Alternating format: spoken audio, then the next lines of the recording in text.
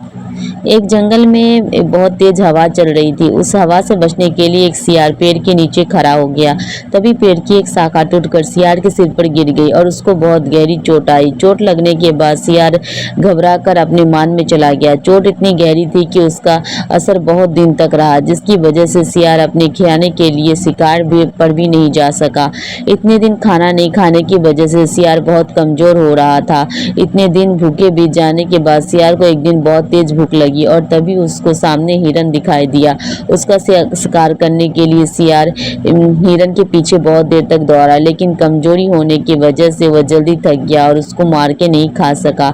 ऐसे ही सियार पूरे दिन भूखा प्यासा रहा और कभी उसको मार के मरा हुआ जानवर तक नहीं मिला जिससे उसका पेट भर सके। उदास सियार खाने की उम्मीद में गांव की ओर बढ़ गया ताकि वह कोई छोटा जानवर, बकरी या मुर्गी का बच्चा खाने को मिल जाए, जिससे पेट भरकर वह अपनी रात काट सके। गांव पहुंचकर सियार जब अपना शिकार ढूंढ रहा था, तभी उसकी नजर कुत्तों की झुंड पर पड़ी जो उसकी तरफ ही आ रहे थे। यह देखकर सियार को बहुत कुछ समझ नहीं आ रहा था। वह भागते हुए धोबी की बस्ती में पहुंच गया। कुत्ते लगातार उसकी तरफ भौंक रहे थे और उसे दौड़ रहे थे। कुत्ते से बचने के लिए सियार धोबी के रखे हुए ड्राम में जाकर छुप गया, जिसमें नीला रंग घुली हुई थी।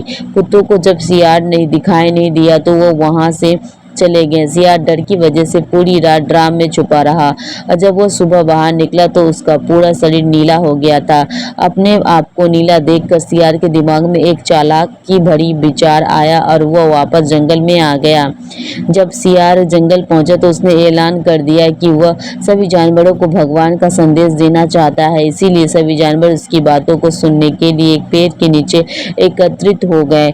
जानवरों की इस सभा में सियार ने बोला, क्या कभी किसी ने नीले रंग का सियार देखा है? मुझे यह अद्भुत रंग भगवान ने दिया है और कहा है कि मैं जंगल पर राज करूं। भगवान ने मुझसे बोला है कि मैं जंगल के सभी जानवर का मार्गदर्शन करूं और जिम्मेदारी अच्छे से निभाऊं। यह सब सुनकर सब जानवर सियार की बात मान गए और सबने सियार के आगे बोला, कहिए महाराज, क्या हुक्म है?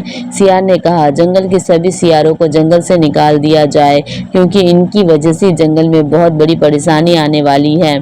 नीले सियार की बातों में जानवरों ने भगवान का आदेश मान लिया और जंगल के सभी सियारों को वहां से भगा दिया।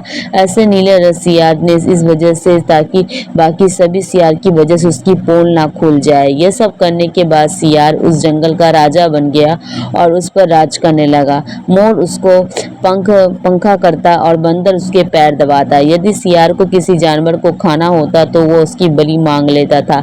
अब सियार को शिकार के लिए बाहर नहीं जाना पड़ता था, वह बस मान में बैठा रहता था। सभी जानवर उसकी सेवा करते थे। एक चांदनी रात में सियार को प्यास लगी और वह पानी पीने के लिए अपनी मान से बाहर आया तो उसने दूसरे सियारों की आवाज़ सुनी जो कहीं दूर आ रही थी। रात में सियार हूँ हूँ की आवाज़ निकालने की आदत होती है। यह सुनकर नीला सियार भी अपनी आप को रोक नहीं पाया और वह भी जोर जोर से चिल्लाने लगा। यह शेर सुनकर जंगल के सभी जानवर उनके नीले सियार को हूँ हूँ की आवाज़ निकालते हुए देख लिया और उन सभी को उसका सच पता चल गया। यह समझ गए कि सियार ने उन्हें बेवकूफ़ बनाया है। सियार का सच सामने आते ही सारे जानवर ने मिलकर उसको बहुत मारा, जिससे उसकी मौत हो गई। तो इस कहानी से हमें शिक्षा मिलती है कि अपने फायदे के लिए हमें झूठ का सहारा नहीं लेना चाहिए, क्योंकि उसका परिणाम हमेशा हमें को भुगतना पड़ता है, जो कि बहुत बुरा होता है। हमें हमेशा सच की राह पे चलना चाहिए ताकि आने वाला कल बहुत बेहतर हो।